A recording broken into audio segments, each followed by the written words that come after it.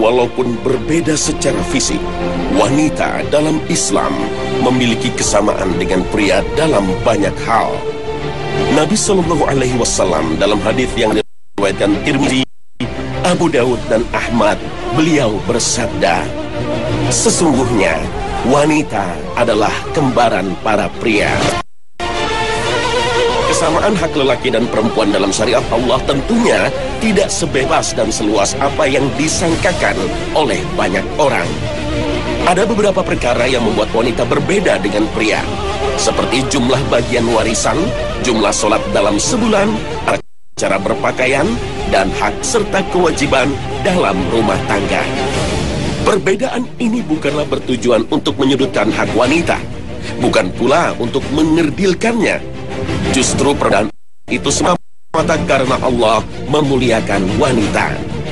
Allah hendak menempatkan mereka sesuai dengan kodrat yang Allah telah tentukan atas mereka. Dengan itulah kemudian kehidupan menjadi seimbang. Emang kenapa? Marah-marah pulang ke... Allah berfirman, sesungguhnya Allah tidak berbuat zalim kepada manusia sedikit pun. Akan tetapi manusia itulah yang berbuat zalim kepada diri mereka sendiri. Al-Quran Surah Yunus ayat 44. Pria dan wanita memiliki jalannya masing-masing menuju surga Allah dan keridhaannya. Perang berjihad di jalan Allah, menumpahkan darah, mempertaruhkan nyawa, merupakan salah satu jalan ke surga Allah bagi kaum pria. Namun jalan itu bukanlah jalan yang dianjurkan atas wanita. Dengan demikian maka menjadi penting kiranya bagi kaum beriman, baik pria maupun wanita, untuk memiliki bekal pengetahuan seputar persoalan-persoalan yang terkait dengan jalan surga untuk dirinya masing-masing. Allah berfirman, katakanlah, inilah jalan agamaku. Aku dan orang-orang yang mengikutiku mengajak kamu kepada Allah dengan hujah ilmu yang nyata. Maha suci Allah, dan aku tiada termasuk orang-orang yang musyrik. Al-Quran Surah Yusuf ayat 108. Nah pemirsa, kali ini Khazanah akan menyajikan persoalan-persoalan keseharian wanita yang dapat mengantarkan menuju jalan ke surga Allah. Masalah-masalah yang harus dimengerti dan sering disalahpahami para wanita muslimat di masyarakat.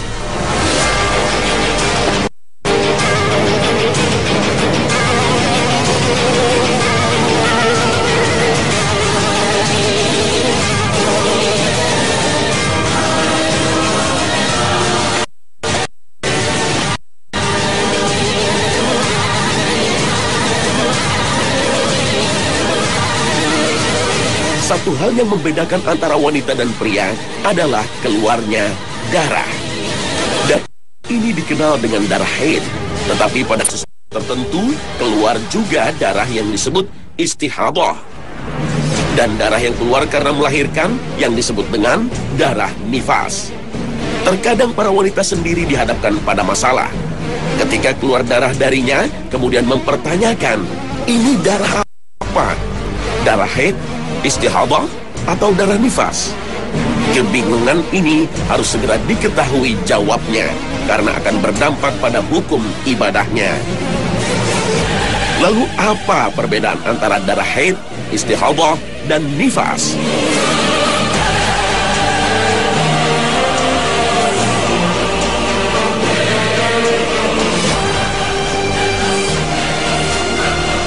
Perbedaan antara haid, istihadah, dan nifas terletak pada sifat dan waktu datangnya.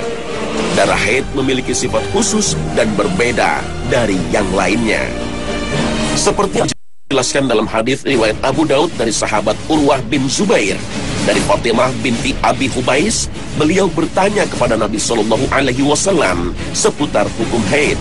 Nabi kemudian bersabda, apabila yang keluar adalah haid, maka sifatnya adalah darah berwarna hitam yang kental atau yang memiliki bau tersendiri. Sedangkan istihadah dan nifas memiliki warna dan bau yang tidak sama dari darah haid. Haid adalah kodrat atas wanita, Kedatangannya terjadi secara rutin dalam setiap 1 bulan sekali.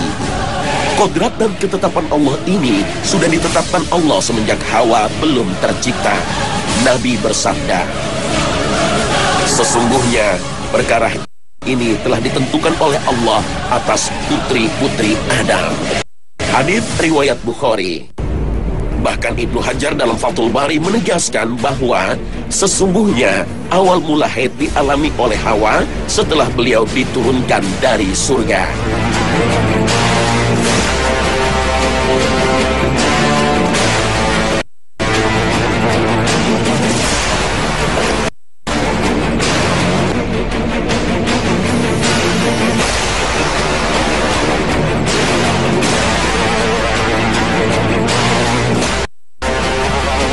Sedangkan darah istihadah kedatangannya tidak memiliki waktu secara pasti.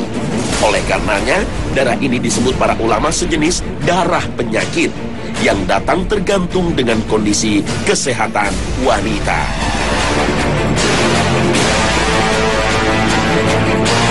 Sementara darah nifas mudah diketahui datangnya, yaitu darah yang mengiringi kelahiran seorang bayi atau darah yang keluar pasca salinan. Tidak ada batasan waktu maksimal atau minimal dalam masa haid. Masalah ketentuan waktu haid dikembalikan kepada kebiasaan masing-masing wanita sendiri. Namun pada umumnya, masa haid wanita berkisar antara 6 atau 7 hari.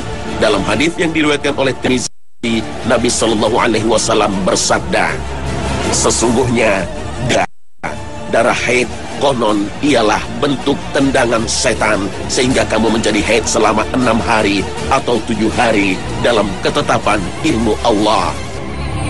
Hal yang sama dengan haid, darah istihadah dan nifas juga tidak memiliki batas waktu maksimal ataupun minimal. Semua dikembalikan kepada uruf atau kebiasaan masing-masing wanita. Lalu ibadah apa sajakah yang tidak boleh dilakukan wanita haid, nifas, dan istihadah?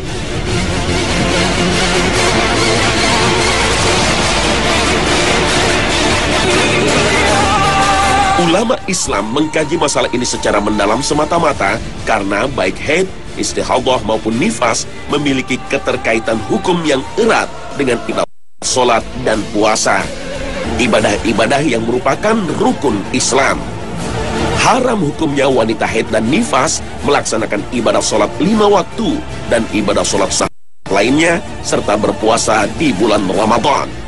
Dalam hadis riwayat Bukhari dan Muslim, Nabi Shallallahu Alaihi Wasallam bersabda, bukankah apabila wanita haid dia tidak boleh sholat dan puasa? Adapun wanita yang mengalami darah istihadah di luar waktu haid dan nifas, mereka tidak diwajibkan mendirikan sholat dan berpuasa, dengan syarat menutup pendarahan dan berwudu setiap kali akan mendirikan sholat.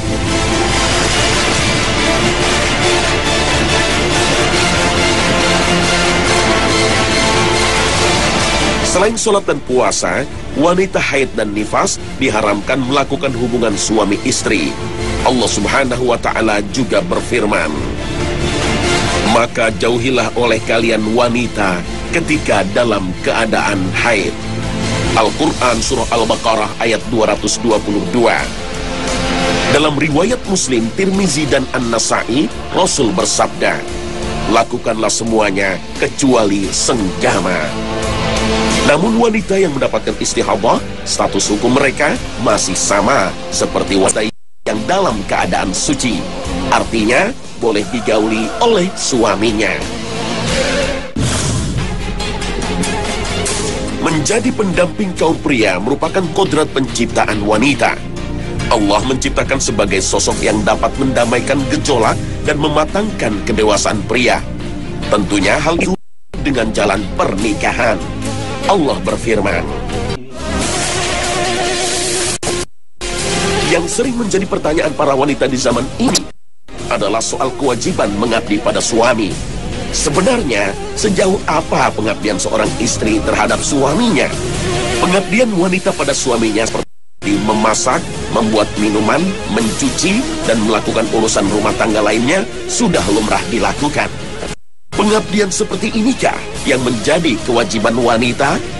Menurut Imam Syafi'i dan Hambali dan sebagian mazhab Maliki, bahwa pekerjaan seperti itu dinilai sebagai amal baik yang hukumnya sunnah. Akan tetapi, tetaplah menjadi afdal bagi seorang istri mengikuti cara yang telah menjadi norma dalam masyarakat. Artinya, jika norma yang ada di masyarakat berlaku demikian, maka seorang istri hendaknya melakukan hal tersebut. Sebaliknya, jika norma yang berlaku tidak demikian, maka seorang suami tidak layak mempersalahkan istrinya hanya karena enggan memasak, mencuci, dan membuat minuman. Namun menarik untuk disimak pendapat mazhab Hanafi dan sebagian Maliki. Pekerjaan semacam itu hukumnya dikategorikan wajib bagi wanita. Hal ini didasarkan dengan hadis riwayat Ibnu Abi Syaibah yang menyebutkan Nabi Shallallahu Alaihi Wasallam memutuskan agar berkhidmat di dalam rumah, dan beliau memutuskan atas Ali agar menjalankan urusan-urusan di luar rumah. Hal ini dikuatkan oleh hadis riwayat Ahmad, Tirmizi, dan Abu Daud bahwa Rasul Shallallahu Alaihi Wasallam bersabda, "Jika saja aku boleh memerintahkan seorang bersujud kepada orang lain, niscaya aku perintahkan wanita bersujud kepada suami mereka, karena Allah telah menetapkan hak bagi mereka para suami yang telah diwajibkan atas para wanita." Di antara landasan mereka adalah hadis dalam Bukhari dan Muslim bahwa putri Nabi Fatimah pernah mengunjungi Nabi Shallallahu Alaihi Wasallam. Fatimah mengadukan kepada Nabi perihal tangannya yang lecet karena bekerja urusan rumah tangga. Namun Nabi memutuskan tidak mendatangkan untuknya seorang pembantu. Nampaknya kewajiban seorang wanita berkhidmat atau mengabdi kepada suaminya adalah pendapat yang lebih maslahat untuk diikuti, sehingga kerukunan dan keadilan dapat terwujud dalam keluarga. Sebagaimana seorang suami berkewajiban memberi nafkah, maka seorang wanita pun berkewajiban melakukan khidmat dan pengabdiannya. Wallahu a'lam. Apakah wanita masih wajib mendahulukan perintah orang tuanya setelah menikah? Ataukah kewajiban taat kepada suami menjadi lebih utama? Taat kepada orang tua dan terhadap suaminya adalah salah satu jalan surga bagi wanita. Tentunya selama dalam batas syariat. Adapun dalam maksiat kepada Allah, maka tidak dapat dibenarkan dan tidak wajib dituruti. Dalam riwayat Tirmizi dari Ibnu Umar, Nabi Shallallahu Alaihi Wasallam bersabda, "Maka jika seorang beriman diperintahkan untuk bermaksiat, maka tidak wajib mendengar atasnya dan tidak wajib menurutinya." Ulama kemudian mengambil kaedah dari hadis ini bahwa tiada ketaatan kepada makhluk dalam maksiat kepada Sang Khalik. Pertanyaannya adalah, manakah yang lebih utama dituruti oleh seorang wanita? Taat kepada suami atau taat kepada orang tuanya? Allah Subhanahu wa Ta'ala berfirman, "Ar-rijalu qawwamuna 'alan nisa." Kaum laki-laki itu adalah pemimpin bagi kaum wanita. Al-Quran Surah An-Nisa ayat 34. Berdasarkan ayat ini, lelaki memiliki hak untuk ditaati lebih dari orang tua seorang istri, karena lelaki adalah pemimpin atas istrinya. Jika kepemimpinan seorang suami masih bergantung dengan ketaatan istri terhadap orang tuanya, maka kepemimpinan tersebut tidak lagi memiliki arti yang mutlak. Namun seorang suami tidak dibenarkan memanfaatkan hak ini untuk berlaku tangan besi dan zalim atas istrinya.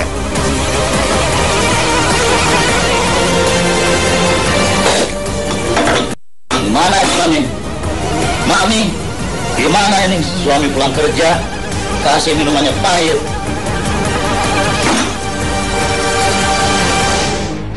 Jika seorang istri meminta izin untuk menjalin silaturahim dengan orang tuanya, tidak boleh suami melarangnya, kecuali dengan alasan yang jelas dan bermaslahat. Namun jika suami tetap saja melarangnya, maka wajib bagi istri untuk mentaatinya. Jika demikian, hak istri sepertinya begitu sempit dalam syariat Islam. Semua hak pribadinya tidak berlaku ketika dihadapkan dengan hak suami. Bahkan gerak-geriknya pun terbatas dengan izin suami. Yang harus dimengerti dan diyakini sepenuhnya adalah bahwa Allah lebih mengetahui dan lebih mengerti dengan keadaan dan jalan keluar persoalan rumah tangga. Allah hendak memuliakan para wanita dan memelihara keutuhan kodrat mereka. Tampuk kepemimpinan rumah tangga diberikan kepada kaum pria. Semua itu sebagai bentuk keadilan. Oleh karena itulah Rasulullah SAW mengancam keras kaum pria agar tidak semena-mena dengan istri mereka. Wahai para lelaki, takutlah kepada Allah dalam bertindak terhadap wanita, karena sesungguhnya mereka adalah tawanan di sisi kalian. Mereka tidak memiliki diri mereka sendiri seutuhnya. Hal-hal apa sajakah yang menyebabkan wanita menjadi penghuni neraka?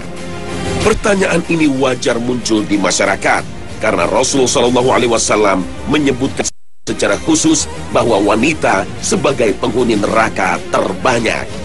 Rasul bersabda, "Sesungguhnya aku diperlihatkan oleh Allah bahwa kalian para wanita adalah penghuni terbanyak di neraka." Hadis riwayat Bukhari. Jika demikian, maka yang harus diketahui, apa sajakah yang dapat mengakibatkan para wanita menjadi penghuni neraka? Penyebab utama wanita menjadi penghuni neraka adalah karena wanita sering mengingkari kebaikan suaminya. Hal ini disabdakan Nabi SAW. Kalian para wanita banyak melaknat dan ingkar suami. Hadis riwayat Bukhari. Dalam hadis lain, Rasulullah SAW lebih memperjelas keingkaran para wanita terhadap suaminya. Dan kalian para wanita seringkali mengingkari kebaikan. Apabila kamu berbuat baik selama setahun kepada salah seorang dari mereka, kemudian dilihat darimu suatu kekurangan, maka dia akan berkata, "Aku tidak pernah melihat kebaikan darimu sekalipun." Sifat ini yang seharusnya dikendalikan dan dipadamkan oleh para wanita, dan hendaknya banyak mengingat kebaikan suaminya. Tidak menutup aurat ketika di luar rumah bagian dari penyebab para wanita menjadi penghuni neraka. Nabi SAW menjelaskan bahwa ada dua golongan penghuni neraka yang belum sempat beliau saksikan semasa hidup beliau. Di antaranya ialah, dan wanita yang berpakaian namun telanjang, mereka tidak akan masuk surga dan tidak akan mencium baunya. Hadis riwayat Muslim. Menyakiti tetangga adalah jalan yang dapat memalingkan para wanita dari jalan surga. Akibatnya ia pun berbelok arah ke jalan neraka. Rasul SAW pernah ditanya tentang seorang wanita yang dikenal sebagai sosok yang banyak sholat, banyak berpuasa, dan banyak bersedekah. Akan tetapi dia menyakiti tetangga-tetangganya dengan lisannya. Kemudian Nabi menjawab, dia di neraka. Hadis riwayat Ahmad. Selain menyakiti tetangga, menyambung rambut dan membuat tato permanen termasuk ancaman bagi para wanita. Ancaman yang dapat menjerumuskan mereka ke dalam laknat Allah. Larangan bertato bukanlah bertujuan mematikan karya seni ataupun cita rasa seni, namun lebih bertujuan untuk menjaga keindahan yang sempurna dari Allah Subhanahu wa Ta'ala. Lihat saja ketika kulit telah menua dan usia telah senja. Tato yang dulunya dianggap indah sebagai karya seni, masihkah disebut indah? Yang nampak justru seperti noda yang merusak warna natural kulit. Karena di balik semua itu ternyata Allah telah menciptakan setiap wanita sebagai makhluk cantik dengan dirinya sendiri. Maka pantas saja Nabi SAW bersabda, Allah melaknat wanita tukang penyambung rambut dan melaknat wanita yang meminta disambungkan rambutnya. Dan Allah melaknat wanita pemasang tato dan melaknat wanita yang meminta dibuatkan tato. Hadis riwayat Muslim. Sesungguhnya jalan surga bagi para wanita tidaklah berat bila dibandingkan dengan kaum pria. Rasulullah SAW bersabda, seorang wanita apabila telah mendirikan sholat, berpuasa pada bulannya, dan dia menjaga kemaluannya, dan serta dia taat kepada suaminya, dia akan masuk surga melalui pintu mana saja yang dia kehendaki. Hadis riwayat Ibnu Hibban.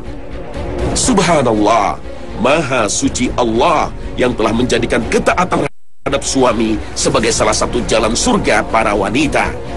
Kesetiaan dalam suka dan duka, miskin ataupun kaya, menjadi jalan surga bagi wanita.